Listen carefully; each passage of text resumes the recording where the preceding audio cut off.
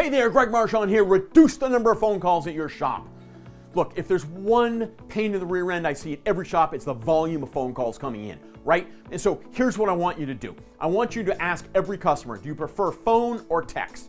Because if you can get more customers to text, that's fewer phone calls for you. Phone calls take minutes, text takes seconds. That's number one. Number two, increase the amount of communication at the service counter. Get better at collecting information from the customer. First thing, use a customer problem analysis sheet, use a customer intake sheet. Collect quality information at the time of write-up. And then number three, set customer expectations. Tell them at the time of write-up when they can expect to hear from you, and be good to your word.